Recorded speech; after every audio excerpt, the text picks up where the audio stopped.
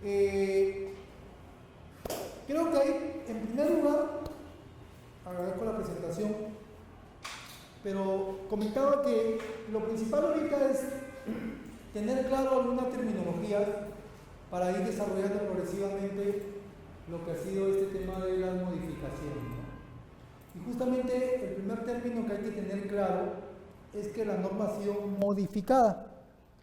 Modificación en términos jurídicos significa no derogar, simplemente adecuar, complementar, precisar algunos temas de las disposiciones ya existentes. Es decir, no dejan de existir, sino que a su vez se complementan con otras disposiciones.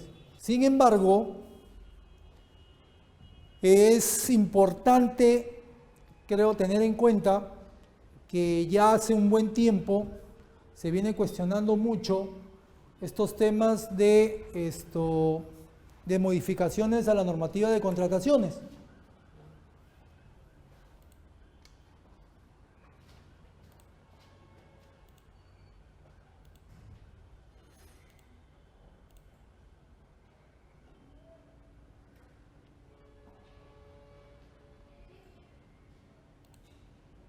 Por cuanto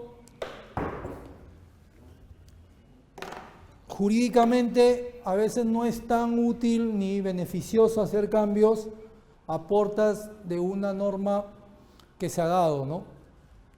Sin embargo, otros opinan que no, que obviamente toda disposición debe adecuarse a una realidad y que mejor que hacer el cambio necesario cuando la disposición no se adecúa a esa realidad. Son enfoques distintos, pero importante conocerlo porque nos está sucediendo en contrataciones públicas. Ahora, ¿qué nos trae justamente este tema de estas modificaciones? Estoy teniendo inconvenientes, creo. Me he traído el puntero. Bien. Nos trae primero, y es importante considerarlo, que tenemos una línea de tiempo histórica respecto a normas que, aunque no lo crean, todavía están vigentes. Ojo, y eso es importante. Normas que, si bien, por ejemplo, el decreto legislativo 1017 fue derogado por la ley 30.225, sabemos que esa ley, o ese decreto legislativo, que tiene rango de ley, aún se aplica. Y unos dirán, ¿pero por qué? ¿Qué dice el profesor? ¿Qué pasó? Bueno, sí, se aplica porque la regla dicta en el derecho que durante la vigencia de la norma, bajo el principio de ultraactividad obviamente, todos aquellos supuestos de convocatoria que se hayan dado durante esa vigencia, que obviamente actualmente están en contratos,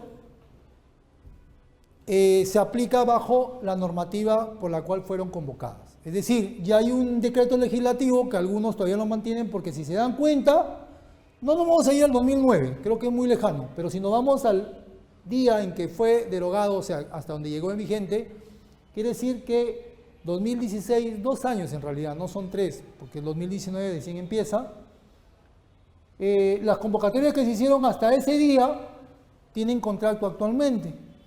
¿Nos lleva a qué? A que estamos aplicando todavía el decreto legislativo 1017 y su reglamento, el decreto supremo 184, ¿no? Esta precisión es importante porque ya ahí tenemos una primera norma, unas primeras disposiciones que si bien en su oportunidad fueron derogadas, señores, jurídicamente aún están siendo aplicadas.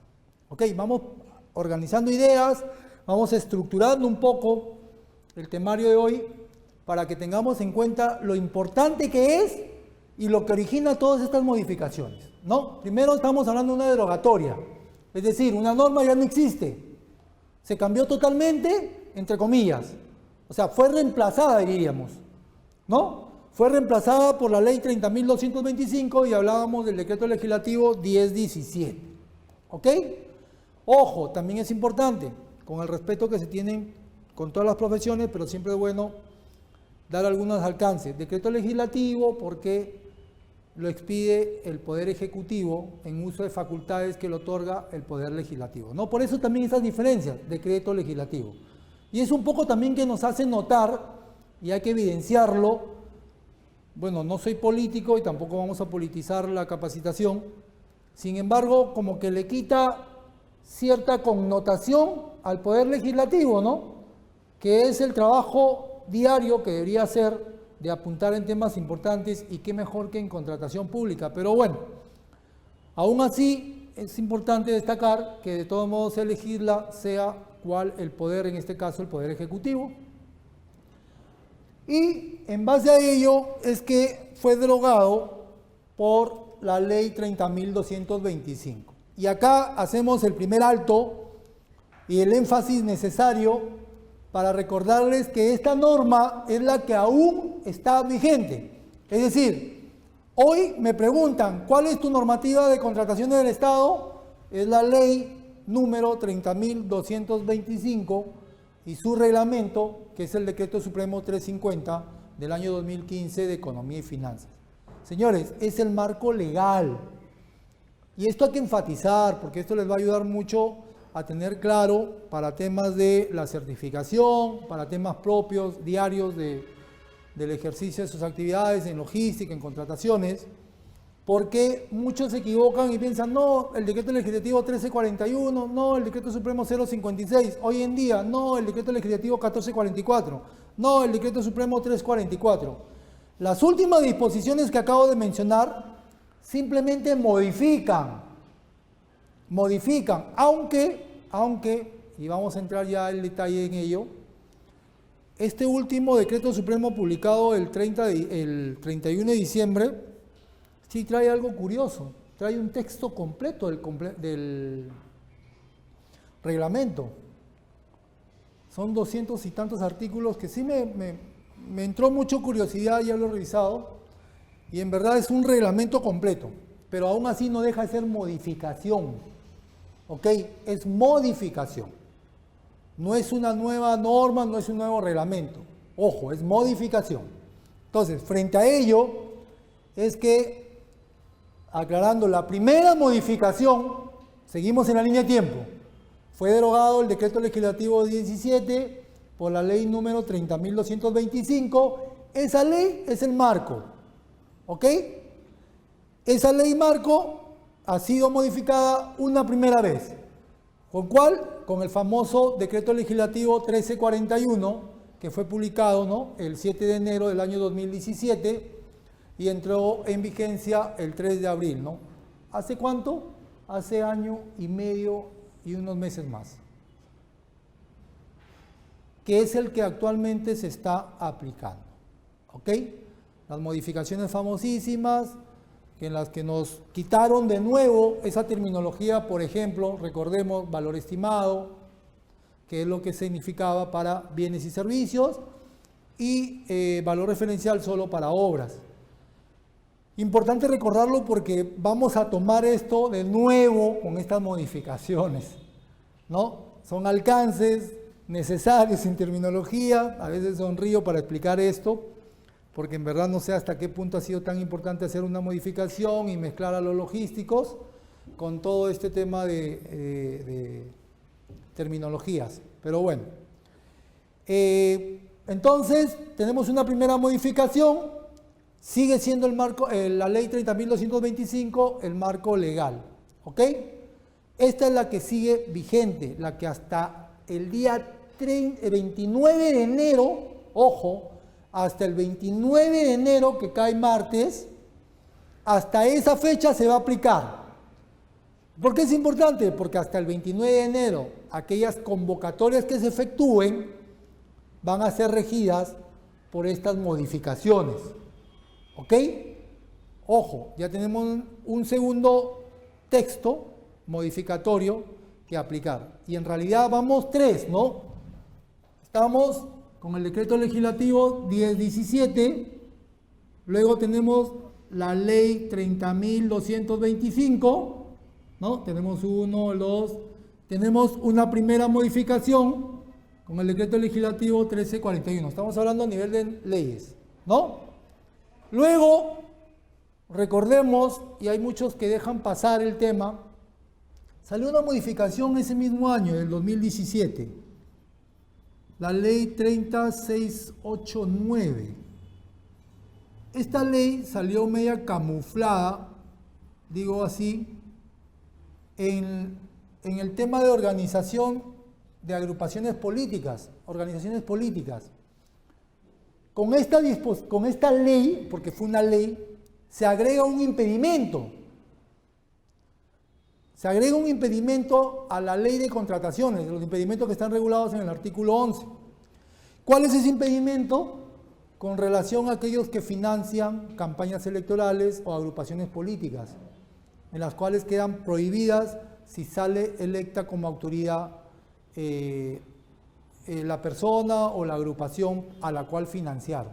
Muy importante, creo que esa fue promovida por el señor Donaire, y es bueno saberlo porque obviamente nos orienta a saber cuál es la fuente, de dónde sale, pero me parece que fue una buena contribución. Pero igual lo menciono porque significa una modificación más. Una modificación más, o sea, podríamos calificarla como una cuarta modificación. Ojo, seguimos en modificaciones, ¿no? Seguimos en modificaciones, ¿ok? Y bueno, hemos llegado pues hasta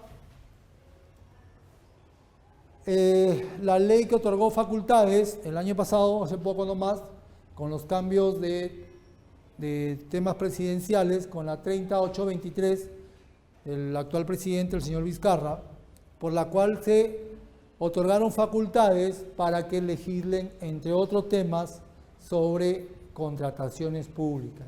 Y ahí, obviamente, se expide el decreto legislativo, volvemos a decirlo, recordémoslo, decreto legislativo, ¿por qué? Porque lo emite el Poder Ejecutivo, ¿ok?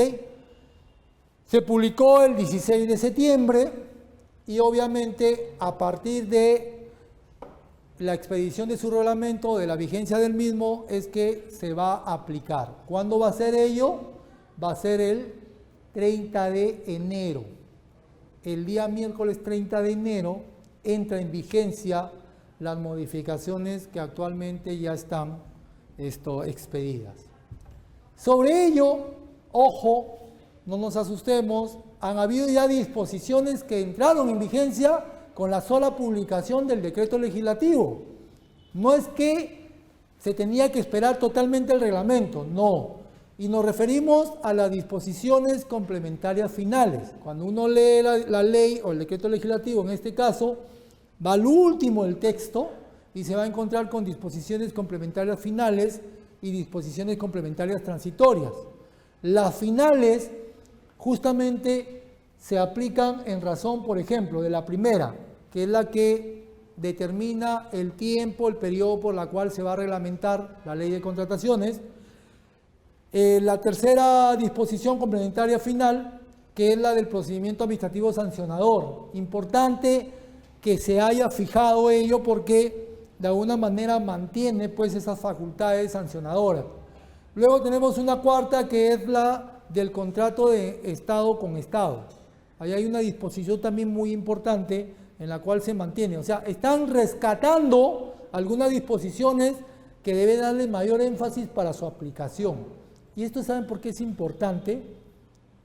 Porque lamentablemente en algún momento que se ha elaborado o se ha redactado alguna disposición, una sola palabra, sea un monosílabo o no, y esto es importante, cambia totalmente la oración, el sentido de la misma. Por ejemplo, no sé si ustedes se habrán encontrado muchas veces leyendo un texto normativo, dicen, a partir de es la vigencia. ¿Y qué tenemos en el buen castellano? A partir de, muchos entienden del día. Claro, uno dice, pero tienes que aplicarlo complementariamente con la regla que dicta que toda disposición se aplica al día siguiente de publicado, ¿no? O de emitido. Es cierto. Sin embargo, a veces también se utiliza esa regla porque puede uno acomodar la vigencia a un determinado día cuando las fechas son muy cortas. Entonces, ¿por qué no ser claros en la disposición? Pero lamentablemente Eso es lo que está sucediendo en algunas disposiciones con la normativa de contrataciones. Y es justamente en este comentario lo que va a reflejar también actualmente en las modificaciones. Vemos las modificaciones efectuadas por el Decreto Legislativo 1444 y todo más que suman alcances y cambios en la redacción. El sentido ya le da, digamos, la lectura le da el sentido mismo de la aplicación. Me preguntaba y comentaba con algunos amigos, también inmersos en el tema de contrataciones, hasta qué punto era necesario haber llegado a hacer otras disposiciones, si pudieron haber utilizado bien opiniones, más allá de que en opiniones transforman la normativa o la modifican, y jurídicamente eso es cuestionable, pero bueno, ese es otro tema, no me voy a poner ahorita a hacer una crítica. Sin embargo, sí, muchas veces nos ponemos a pensar por qué llegar a modificar normativas o disposiciones cuando tenemos otros instrumentos, como vuelvo a decir, las opiniones. Sin embargo, está dado y obviamente estamos en la explicación, ¿no? Entonces, en su momento salió el Decreto Legislativo 1444, que es más importante quizás que el mismo reglamento, porque ojo, y eso también es importante, el primer texto que hay que revisar, el primer texto a tomar en cuenta es el decreto legislativo. Lo que sucede con el reglamento es que te explica o te da el alcance justamente de lo que quiere decir el decreto legislativo. Pero no es que el reglamento prime sobre la ley, obviamente. La ley es la que prima sobre el reglamento y la ley es la que debe interpretarse como tal. El reglamento nos da alcances de la disposición principal, pero no deja de ser el decreto legislativo más importante justamente en razón de su reglamento. Bien, entonces el reglamento, bueno, estaba previsto para que se publique el 11 de enero, de acuerdo a los días que otorgaba la misma disposición. Se adelantaron, bueno, ese es, no sé si consideramos un avance. En fin, creo yo más que todo para cuadrar quizás un cómputo de plazo, porque como volvemos a decir, a los 30 días posteriores a su publicación se entran en vigencia. Entonces esto está previsto para el 30 de enero. Sin embargo, ya se publicó el 31 de diciembre, pero aún falta algo que tampoco se dio con las modificaciones o con la ley 30.225, el denominado texto único ordenado. Ese texto único ordenado también se menciona en la ley 30.225, esperemos que aquí, que también se menciona, no sea un saludo a la bandera. Y esto sí es importante, porque ese texto único ordenado nos va a permitir a nosotros que manejamos a diario las disposiciones tener un solo consolidado de disposiciones y no tengamos pues este tema que estaba tratando de explicar al inicio. Una norma aquí, otra norma acá, otra norma aquí, otra norma acá, ¿no? Como hemos explicado, ya hay entonces hasta, comenzamos de aquí, 3 modificaciones que se han dado en esta línea de tiempo que hemos tratado de explicar, ¿no? Ahora bien, ya entrando al decreto legislativo 344, al decreto supremo, perdón, ahí hay un error de redacción. El 344 que ha salido publicado el 31 de diciembre, les comentaba justamente que en su estructura, de repente a nosotros los abogados nos sorprendía un poco porque no era como el 056. Si ustedes recuerdan, el 056 tenía determinados artículos que a su vez modificaban puntualmente los artículos del reglamento, el 350 del año 2015. Aquí no. Aquí hay un reglamento completo desde el artículo 1 correlativo hasta el artículo 270.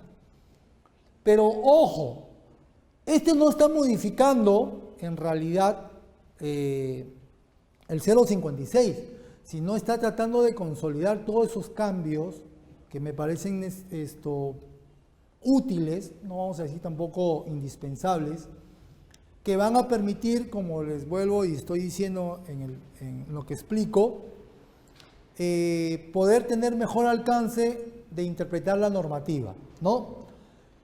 Lo otro importante de esta estructura es que tiene dos anexos. Tiene dos anexos que complementan a su vez el texto del Decreto Supremo, ¿no? Del 344. El ya conocido texto de las definiciones, que nos ayuda a tener la parte conceptual, ojo, son anexos también de lectura, y esto yo más que todo lo enfatizo para el hecho de que incluso a veces uno se sorprende que en los exámenes de certificación preguntan ¿cuántos dígitos tiene el CUPSO? ¿O de qué está compuesto el CUPSO? El Código Único de Bienes, Servicios y Obras. ¿Y dónde consigo eso? Señores, no se asusten, eso estaba en definiciones. Eso estaba en el anexo de definiciones. El OCE no pregunta otra cosa más de lo que está en las disposiciones. Lo que pasa es que a veces nos remitimos solamente a leer la norma como tal y dejamos esos anexos que son importantes además, ¿no? Que son temas conceptuales. Bien, es importante que se haya mantenido el anexo de definiciones y hay un segundo anexo que ha sido agregado, le encontraré sentido en el transcurso de los días, porque en verdad esto me pregunto qué hacemos con las directivas que todavía están vigentes, o no sé si se derogarán o las cambiarán. Porque este anexo 2, en primer lugar, reseña el procedimiento de la certificación. O sea, quien se quiera certificar va a encontrar todo el procedimiento en una primera parte del anexo número 2. Va a encontrar todo lo que es la certificación del nivel básico, intermedio, avanzado, cuáles son los requisitos mínimos para pasar de nivel y para poder acceder a esa certificación. Luego tenemos lo concerniente al Registro Nacional de Proveedores, que también tiene una directiva. Sin embargo, ahí hay disposiciones de cómo incorporarse al Registro Nacional de Proveedores. Recuerden, requisito mínimo indispensable para ser proveedor del Estado, salvo aquellas contrataciones que se efectúen por montos iguales o inferiores a una UIT, ¿no? Del mismo modo, está regulándose la ampliación de categorías para consultores de obras, el aumento de la capacidad máxima de contratación, lo referente a la capacidad de libre contratación, la información a ser brindada por el OCE, algo que nosotros podemos conseguirlo a través de su texto único de procedimientos administrativos, lo han fijado en el reglamento. Bueno, la inscripción en el Registro Nacional de Árbitros, aquellos proveedores inscritos en el RNP, en el Registro Nacional de Proveedores, que no cuentan con vigencia, y lo referente a las opiniones. Esto último que en verdad a veces dejamos escapar, pero hoy en día también hay que tomar en cuenta, porque sabemos muy bien que teniendo un carácter vinculante, las opiniones se aplican obligatoriamente. Y tal como estaba comentando, hasta ahora muchas opiniones han dado todo, no sé cómo expresarme, de algún modo se han hecho notar respecto a la disposición en cuanto a una modificación incluso, es decir, como que modifica el texto. No lo quiero decir como tal porque obviamente no es que la modifique, sino que les da esos alcances que muchas veces de la lectura de la disposición no lo podíamos entender, o quizás lo entendíamos distinto.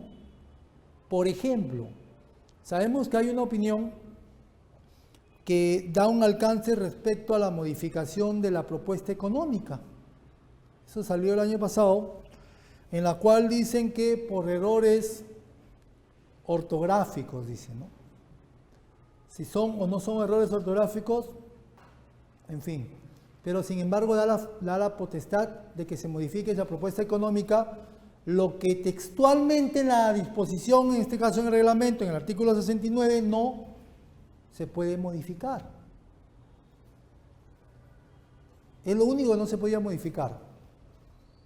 ¿No? Por eso es que, obviamente, dada la disposición, como no se podía cambiar, se da un alcance con la propuesta económica. Y en fin, podríamos citar muchas opiniones, no dejen de investigarlas.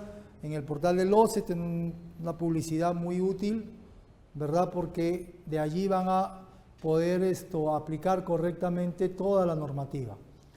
Pero bueno, el tema es que ha sido incluido en este anexo número 2, en el tema de opiniones, respecto a que las entidades públicas, nos dice ahí, ¿no? Siguiendo el TUPA, van a poder solicitar aclaraciones mediante consultas ante el organismo supervisor. Bien, entonces hemos hecho pues este recuento de la línea de tiempo que no comienza el 2009 con el decreto legislativo 17. Esto comienza muchos años atrás, generaciones atrás. Un poco se me hace, por decirlo fácil, a veces tácitamente digo por ahí mi generación, pero yo he vivido con el RUA, por ejemplo, del año 96, que el RUA era el decreto supremo 065 del año 85, el PCM, del Reglamento Único de Adquisiciones. Y es importante también esta historia, ¿por qué? Porque nos lleva a recoger cómo se mantienen en el tiempo ciertas instituciones o ciertas figuras o ciertos, digamos, argumentos que hasta la fecha, a veces yo pregunto y se quedan un poco diciendo, no, hay que hacerlo nomás. Por ejemplo, ¿no? Mucho es, o muy sabido es que en temas de contrataciones iguales o inferiores a 8 ITs, muchos dicen, no, quiero mínimo 3 cotizaciones, ¿no? Entonces yo digo, pero 3, ¿por qué no pueden ser 4? ¿Por qué no pueden ser 2? Claro, una, porque no hay nada con qué comparar, pero 2, no, 3. ¿Y por qué dónde sale el número 3? El número 3 justamente sale del RUA, que ahí existía complementariamente con lo que era el REGAT y lo que era el RULCOP, que era para obras, ¿no? Y de ahí, bueno, ya vemos hasta el año 98, en los cuales se da un salto que me parece que tuvo un buen punto de partida, pero miren, en tan corto tiempo, cómo hubieron modificaciones cada 2 años, y a todos los que estamos inmersos en este tema de logística, nos han tenido pues ahí con los textos cambiando y teniendo que actualizar, ¿no? Hasta llegar obviamente a lo que estamos, como reitero, son modificaciones. Son modificaciones porque, ojo, el marco legal sigue siendo la ley 30.225 con su reglamento, el decreto supremo 350 del año 2015 de Economía y Finanzas. A todo esto también, ojo, y esto es importante además, no es solamente conocer contratación pública. La contratación pública es parte de un sistema administrativo de esos 11 que existen. Por eso muchas veces nos jactamos de que debemos conocer esos 11 sistemas, porque todo tiene una interrelación. Sistema de tesorería, sistema de recursos humanos, sistema de contabilidad, sistema de inversión pública, el sistema de armonización de gestión del Estado, de defensa judicial del Estado, en fin, los 11 sistemas. Entre ellos, el Sistema Nacional de Abastecimiento, que el año pasado además, conjuntamente con el decreto legislativo 1444, se publicó el 1439. Está referido al Sistema Nacional de Abastecimiento. Esto no dejemos de darle atención, porque las contrataciones públicas es parte de, no es que el abastecimiento es parte de la contratación pública, no, señores. Las contrataciones públicas son parte del Sistema Nacional de Abastecimiento.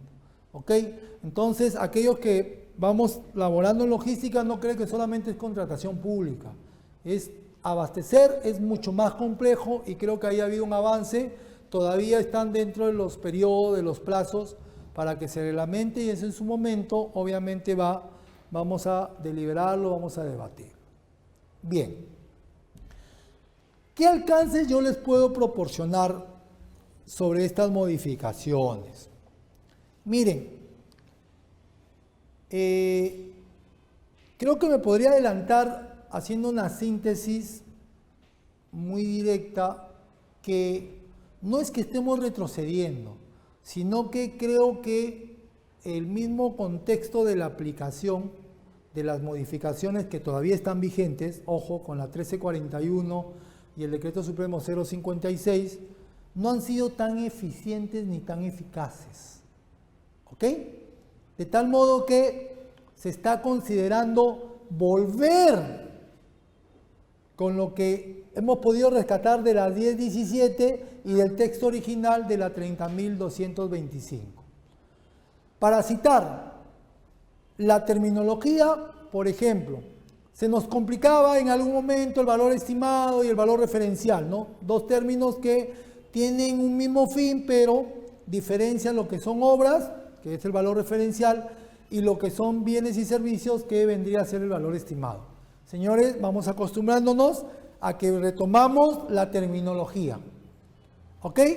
Vamos a volver a denominar valor estimado para aquello que nos resulte el monto estimado de los bienes y servicios. Y cuando queremos referirnos a obras, vamos a denominar lo que es el valor referencial, ¿no? Por citar ejemplos así al grueso. Ya puntualmente vamos a señalar, por ejemplo, en el tema del ámbito de aplicación, se ha excluido a las sociedades de beneficencia. Se ha excluido a las sociedades de beneficencia, ¿no? Y solamente se ha dejado a las juntas de participación social. Parece, digo parece porque todavía no sale a disposición. Si ustedes se dan cuenta, ambos tienen los mismos fines, ¿no? Sin embargo, el tema de la beneficencia no va a ser regulado justamente con esta normativa. Es lo que quiere decir puntualmente. Estamos hablando del ámbito de aplicación, solamente quedan entonces la Junta de Participación Social. Luego tenemos, y vamos a hacer un recordaris, que las entidades públicas tienen la potestad de recurrir a organismos internacionales para que efectúen contrataciones. Y uno pregunta, ¿pero ¿y cuándo puede ocurrir eso? A ver, creo que nuestra realidad, ¿qué nos lleva? Nuestra realidad nos lleva que cuando se hacen o se elaboran los presupuestos de las instituciones públicas, muchas veces nos lo recortan. Nadie, ninguna entidad, creo, no sé, se me viene a la memoria y con todo respeto, si ustedes de repente están en una, me lo podrían decir, todo lo contrario, que el presupuesto que les aprueban es mucho menor al que se tiene proyectado atender todas sus necesidades. Por ejemplo, con el cuadro de necesidades se elabora el PIA y el PIA dice, no, pues mi presupuesto es 50 millones. Ok, 50 millones. En el proyecto. Sin embargo, en la aprobación, que ha sido máximo el 31 de diciembre, se aprobó 35 millones. Oh, me faltan 15, no voy a lograr. Ok. Sin embargo, ojo, sabemos que a partir de este mes, porque estamos recientes, van los funcionarios, hacen las largas colas, ruegan para que sean atendidos en el MEF. Hacen solicitudes de ¿qué? De crédito suplementario, es decir, pedir más dinero, más recursos para poder atender esas necesidades que ya existen. Sin embargo, por recortes presupuestales no se puede atender a todo, le dan menos. Pero resulta, y ustedes podrán leer el peruano, en agosto, septiembre, dan créditos suplementarios. Y uno se pregunta, ¿y qué hago yo con dinero que no podría ejecutar en el año fiscal? Porque hay que ejecutarlo, hay que gastarlo. Y yo entonces me pongo a pensar, ¿qué hago con los plazos de los procedimientos de selección? ¿Qué hago nosotros con los periodos de ejecución? No llego, como dice. Es ahí que surge la posibilidad de recurrir a organismos internacionales que hasta el momento solamente se recurría ¿para qué? Para que efectuara los procesos de selección. Ojo, no procedimientos, los procesos de selección, es decir, la contratación como tal. Pero nosotros sabemos de que todo proceso de contratación, ¿no? Todo proceso de contratación pasa por 3 etapas, ¿no? La de actos preparatorios, la del procedimiento de selección o la fase de selección y la de ejecución contractual. Lo que estaba comentando es que se hacía aquí. La norma que está haciendo está dando la facilidad de que lo haga todo. Porque parece que somos realistas y sí, pues, si acá se nos hacía fácil, acá se nos complicaba.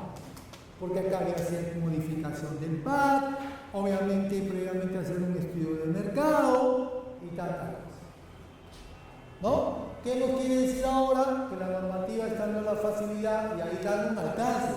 Eso es lo que yo estaba comentando, ¿no? Jurídicamente no es que lo modifique como tal, no es que quite y ponga otra cosa, está complementando, está agregando.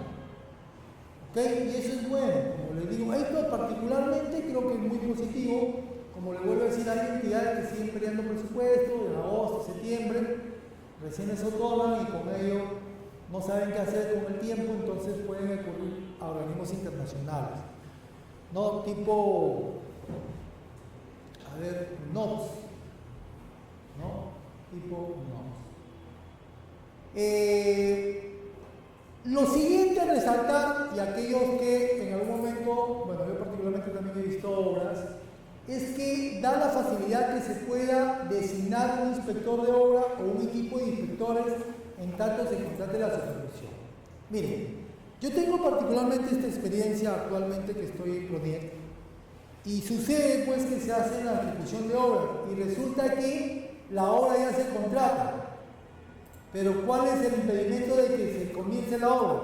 De que no hay un supervisor, que sabemos que es el tercero que designa la entidad, ¿no? Obviamente que se contrata para que pueda supervisar esa obra. Sin embargo, hasta que sale esa contratación, imagínense que tenemos otra contratación que no se puede ejecutar, que hasta los recursos pueden generar un riesgo de no ser utilizados. Entonces también considero que hay un acierto. Ojo, la normativa dice en tanto, ¿ok? En tanto. Entonces, ahí hay un alcance que es importante que nos está dando esta modificación. Otra de las situaciones que también se ha complementado, ojo, no se ha cambiado, es en el tema de la responsabilidad en el caso de consorcios. ¿Qué sucede? A ver, bueno, sabemos que el consorcio es la unión pues, de capacidades, de empresas que no dejan de tener una personalidad jurídica propia, pero que se unen por tema de capacidades y acuerdan obligaciones. Pero ¿qué sucede? Como dicen, nadie conoce sino hasta que sucede un tema y muchas veces los consorcios lamentablemente suelen asumir responsabilidades de otro consorciado, ¿no? Por el solo hecho de querer ganar muchas veces determinados contratos.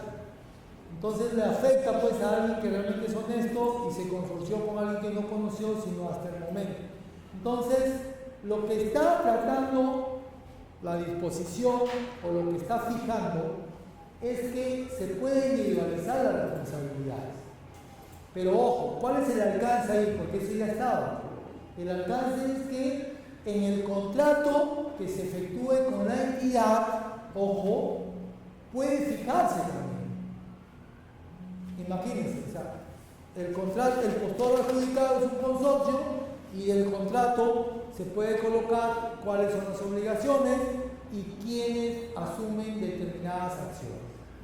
Y esto es importante porque ya hace un deslinde, ya se puede determinar verdaderamente al culpable, porque a veces uno dice, oye, este es.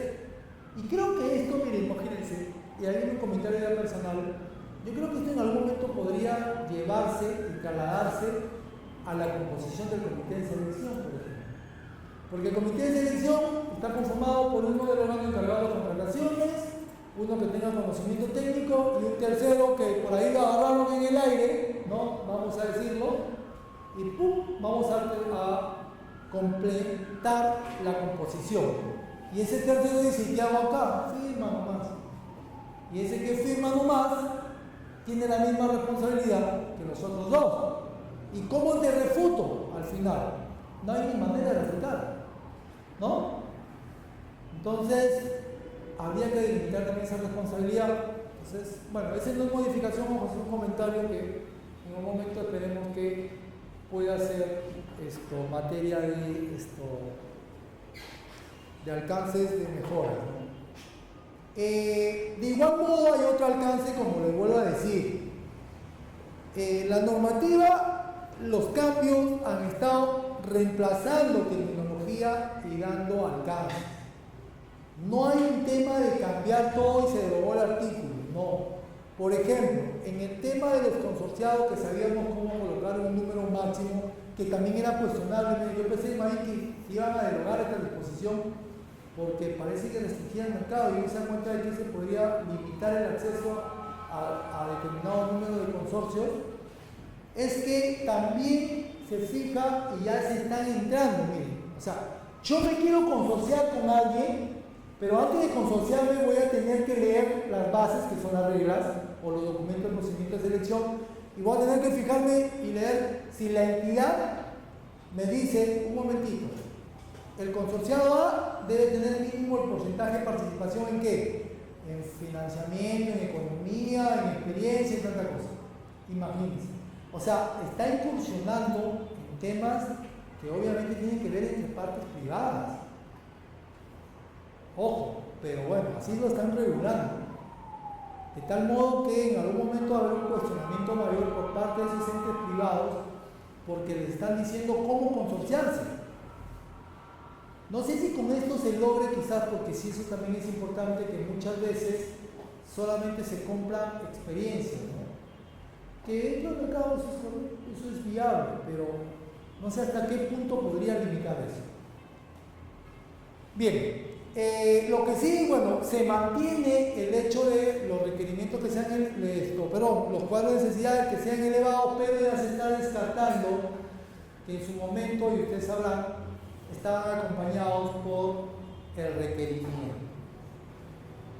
Esto, en verdad, particularmente en la experiencia que yo llevaba, considero que sí era útil, que era arduo, sí, porque se estaba trabajando con anterioridad en un tiempo quizás muy apresurado de contar con especificaciones que podían variarse, pero era útil porque en verdad el área usuaria sabía lo que quería.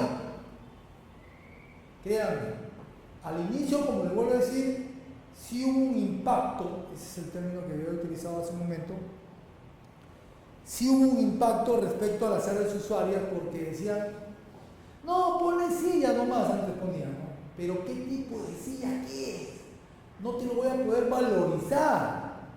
Silla de metal, pero con aplicaciones, de qué tamaño, de qué medida, ¿entienden? Entonces, sí considero en su momento que era útil. Pero bueno, lo que sí era arduo, y frente a ello, al parecer, no concibe estos temas de las áreas usuarias y están eliminados, ¿no? Entonces, está volviendo, ¿ven? Estamos volviendo al tema de elaborar el cuadro de necesidades simplemente con la nomenclatura general, sin acompañar las explicaciones técnicas y los términos de referencia. Otro aspecto importante, este sí ha sido una innovación, es que se está generando mecanismos para difusión de necesidades. Y esto se lo están creando para los ministerios y para los entes adscritos. Por ejemplo, la PCM tiene a su vez Indecopi, tiene a su vez INACAL, ¿no? Por ejemplo, ellos van a tener la facilidad de hacer una publicación en el SEACE de su requerimiento. ¿Para qué? Para que de tal modo, con ese procedimiento, no sé si hasta la tarde, no sé si será breve, pero podamos obtener pues un requerimiento antes de que salga la convocatoria que se mantenga sólido y pueda efectuar una contratación óptima, ¿no? Entonces creo que ahí sí habría que afinar un poco más, pero por ahí hay un buen punto de partida, hay un cambio que se está dando positivo, ¿no? De tal modo que podamos tener un requerimiento, como decir, sólido. Y aquí hay otro tema que es importante. Esto, y quizás es una falencia que todavía estoy tratando de concebir como tal, porque créanme que es lo que menos regula la normativa, es en cuanto al requerimiento. Y sabemos que ahí es la debilidad. ¿Por qué? Porque ustedes saben que en este proceso de contratación, el primer paso, ¿cuál es? El requerimiento. Y nadie sabe hacer requerimiento. Claro, si nosotros nos vamos a la plataforma del OCE, el organismo supervisor, vamos a encontrar un instructivo, vamos a encontrar algunas pautas de algunos documentos que podemos recoger toda una estructura. Pero más allá de ello no encontramos. Claro, algunos dirán, pero ¿para qué regular algo que le corresponde a la usuaria? Pero al menos lo mínimo indispensable, que no necesariamente tiene que ser con el tema de que esté dirigido, que no tenga marcas y esas cosas, no. La composición, la estructura de un requerimiento. Los requerimientos son muy ligeros y ustedes saben que a falta de una información es que nos vemos en los contratos con una debilidad de ejecución, porque nos encontramos muchas veces en controversias que finalmente el proveedor va a ganar, porque bajo el principio de legalidad acá no está, y de qué modo le podemos exigir. ¿Se dan cuenta? Entonces allí hay temas todavía por tomar atención. Bien, lo otro es que, a ver, nosotros conocemos dos modalidades de ejecución contractual: concurso oferta y llave en mano. Son las dos conocidas, todavía existen y todavía van a existir. Sin embargo, hay ahí una innovación. El reglamento está regulando un diseño y construcción y un diseño y construcción con estudio básico de ingeniería. Ahí he citado los dos artículos para ver si hacemos una búsqueda, porque en verdad, créanme que agregar dos modalidades, no sé hasta qué punto veremos ya en el tiempo, en la aplicación ya de estas modificaciones, hasta qué punto van a ser beneficios. Pero entonces queda así que se han agregado dos modalidades de ejecución contractual, ¿no? Bueno, lo del término, lo de la terminología queda claro: valor estimado, vayamos acostumbrándonos para bienes y servicios, y el valor referenciado a lo que corresponde a obra, ¿no? Incluye la ejecución, incluye la consultoría. Bien, entonces hasta ahí vamos agregando ya, terminando los alcances más notables, ojo. En cuanto a las modificaciones también, que nos ha traído todo un problema, ¿no? Las modificaciones convencionales hasta ahora nos preocupaban. Sin embargo, el reglamento ya está siendo un poco más claro. Está dando la posibilidad de modificar el contrato cuando el proveedor tenga iguales o mejores características técnicas. Yo ahí también tengo una acotación, porque todavía creo que no conceptualizamos lo que es una mejora. Muchas veces lo llevamos a temas de tecnología, a temas de sofisticación. Pero señores, ahí hay que hacer todo un límite. ¿Por qué? Porque el hecho de que yo tenga una computadora con tanta resolución, el tema del monitor, el tema del CPU, el tema de todos sus componentes sea mucho mejor que otra, no quiere decir que esta no me sirva, esta de aquí, la que es de menor capacidad, para lo que yo quiero. El usual ejemplo: una campaña tributaria en un municipio necesita computadoras. ¿Para qué? Para registrar contribuyentes, nada más. Obviamente me venden, pero alguien me dice: yo tengo esta de acá, pero yo no necesito esa capacidad. Y esto me trae a una anécdota. En algún momento vimos con el tema del Parlamento Andino, que pidieron en ese entonces, el Parlamento Andino, estoy hablando 15 años atrás, 20 años atrás, pidieron los celulares cuando recién salía de tecnología G3. Ya estamos en G4 y entrando al G5, generación 5. Pero ¿para qué querían G3 si todavía en Internet no estábamos en esa generación? Sí existía en el mundo, o a nivel de la globalización, todavía estaba por llegar, pero la vigencia de ese contrato, o sea, había un gasto innecesario. No es que nos estamos adelantando a la tecnología y que hay que estar preparados. Es una mentira. Nuestra necesidad se atiende con lo que puntualmente es. No necesitamos más ni menos. Entonces ahí hay un hilo muy fino para definir lo que es una mejora. Un televisor grande, obviamente uno lo ve, un televisor de este tamaño, obviamente uno frente a uno de menor tamaño podría resultar mejor. Pero si yo tengo un espacio solamente para uno de 30 pulgadas, ¿dónde voy a poner uno de tantas pulgadas? Hay que tener mucho cuidado. Por eso, ahí no queda esto. Porque habría que ver cuál es la posición de los órganos de control institucional, que son los que finalmente interpretan todo ello y dicen, pero tú ¿por qué debiste haberlo hecho si esto se debe entender así? ¿No? Ahí es donde nos encontramos. Tarea, ¿no? Tarea de aplicación, tarea en el tiempo de todos estos alcances. Bueno, acá hay un agregado ya, esto también hay un avance en los cuales se está consignando tiempos, ¿no? Respecto a la responsabilidad que se tiene por el tema de la elaboración del expediente técnico, ¿no? Ya se está precisando no menos de 3 años. Ojo, se ha agregado la palabra deficiencia. Otra terminología a discutir, porque, señores, ¿por qué a veces alerto tema de terminologías? Porque cuando vamos a hacer descargos sobre el INDES respecto a responsabilidades, tenemos lo primero que citar, el principio de legalidad. Yo bajo el principio de legalidad cito un texto normativo y digo, esto dice la norma. Entonces yo estaba obligado a esto, no estaba obligado más allá. ¿Se dan cuenta? Entonces ahí nos damos cuenta que la disposición no es tan sólida ni tan fuerte como la creía.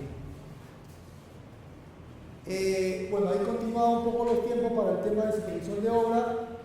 En el tema de la nulidad se hace una precisión respecto a que esto no se utilicen los métodos de contratación. Bueno, aquí es más que claro. Si nosotros tenemos métodos de contratación que son obviamente los procedimientos de selección y el procedimiento especial de contratación, que es el acuerdo marco, no se utilizan, es obvio que estamos infringiendo y estamos contraviniendo la disposición. Pero me parece que eso no estaba y ahora hay que tenerlo más claro. De igual modo, se está ampliando y sabemos cómo está, entre comillas, de moda estos temas de corrupción, pero sí, siendo muy objetivos, hay que tener claro que debe haber una sentencia consentida. Salud. Una sentencia consentida porque es fácil imputar, sin embargo, en las instancias que se tienen, se puede aclarar muchos aspectos de acuerdo a la responsabilidad de la. Bueno, y finalmente, esto. Acá faltaba uno, ¿recuerdan? A ver, si me ayudan, los presentes. Había uno que era bien jocoso y que lo entendíamos y no lo entendíamos. ¿Recuerdan uno? Que se hacía por concurso público. Lo que llamábamos la modalidad mixta. ¿No? Ya se dijo, no resultó. Ya fue. Ese tema en el cual tenía obras y primaban servicios. ¿No? Entonces, ya se dieron cuenta de que esa figura fue todo un experimento que no resultó y la han eliminado. Entonces se mantienen a 7 para continuar. Porque hasta ahora tampoco no crean que es fácil de seguirlas entendiendo. ¿no? Cuando las dos primeras sí, porque constitucionalmente están avaladas, y eso está en el artículo 79 de la Constitución, que finalmente es la esencia de la contratación pública, ¿no? Y esto, importante también que se está poniendo énfasis al registro de la información en el sistema electrónico de contrataciones. No dejen de revisar su directiva, la 08, esto es importante, porque los plazos y las actividades que se deben registrar en el SEACE sí se van a supervisar. Hoy en día, y esto va a la par, el organismo supervisor se está implementando de tal manera que la supervisión a las actividades públicas está siendo muy rigurosa. Que está bien, que se fiscalice por parte de los órganos de control institucional, que se monitoree a través del órgano supervisor, porque qué mejor que nos digan las cosas que están haciendo bien a que nos permitan hacer cosas que están mal y nos van a llevar a mayor responsabilidad, ¿no? Entonces es importante pues obviamente tenerlo en cuenta. Bien, esto después obviamente este es un inicio. Más adelante vamos a ir viendo cómo se va a ejecutar. Esto es a partir del 30 de enero.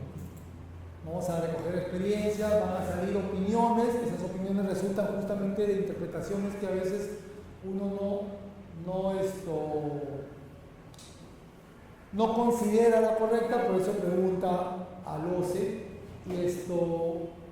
y veremos para ver qué mayores alcances vamos a tener, porque sabemos muy bien que las capacitaciones tienen un carácter permanente, ¿no? Yo les agradezco a los presentes en todo caso, y a los que están en virtual. Me parece que hay algo que había olvidado, que era el tema de las preguntas virtuales. Espero que no haya... En este lado.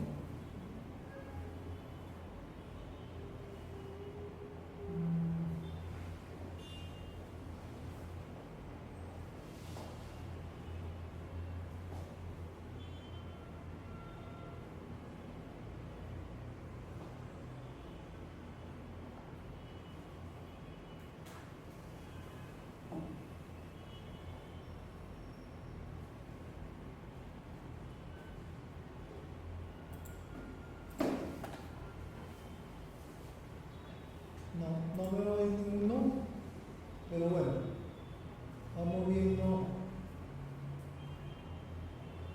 Si tuvieran alguna inquietud, yo les agradezco en verdad, y nada, esperemos vernos en otras actividades de capacitación.